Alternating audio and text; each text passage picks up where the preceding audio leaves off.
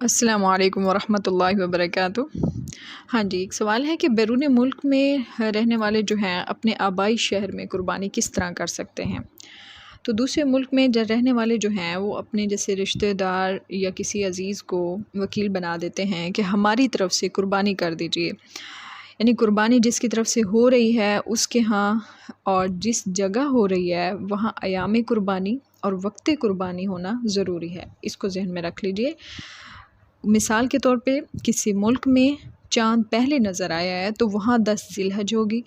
اور پاکستان میں 9 ذی الحج چل رہی ہے تو اس دن قربانی تو نہیں ہو سکتی بھلے غیر ملک میں قربانی کا دن چل رہا ہے، اور وہ یہ کہے کہ میری طرف سے آج قربانی کر دو، تو اس سے جو ہے وہ قربانی نہیں ہوگی۔ دونوں کی طرف ایام قربانی اور وقت قربانی ہونا لازم ہے،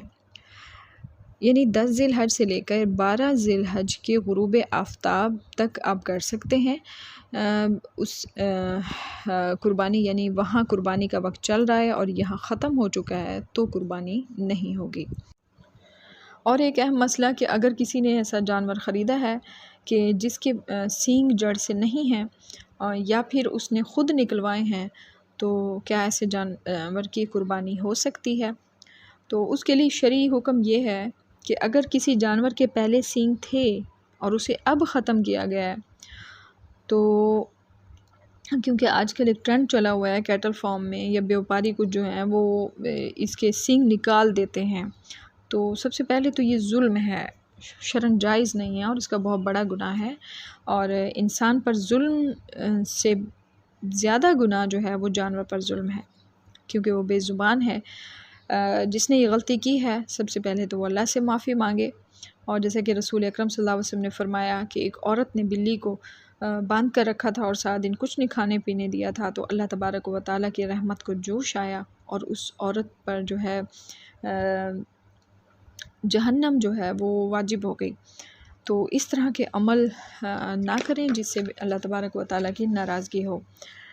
اور ایک مسئلہ یاد رکھیں کہ سینگ جڑ سے نکلا ہے تو اس کی قربانی جائز نہیں، اور اگر جڑ سے نکالا ہے، زخم اس کا پورا بھر گیا ہے، کسی بھی وجہ سے نکلا ہے، ٹھیک ہے، اگر سینگ جڑ سے کسی بھی وجہ سے نکلا ہے تو پھر شریعت کی ممانعت ختم ہو جاتی ہے کہ اگر اس کا زخم نہیں تو قربانی ہو سکتی ہے، مگر جس کا زخم باقی ہے اور سینگ بھی جڑ سے نکلا ہو تو اس کی قربانی نہیں ہوگی۔ تو اس قربانی کے جانور کو خریدتے وقت خاص طور پہ ان چیزوں کا خیال رکھیں۔ اللہ تبارک و تعالی ہم سب مسلمانوں کو ہدایت نصیب کریں اور کبیرہ صغیرہ گناہ معاف فرمائیں، آمین یا رب العالمین۔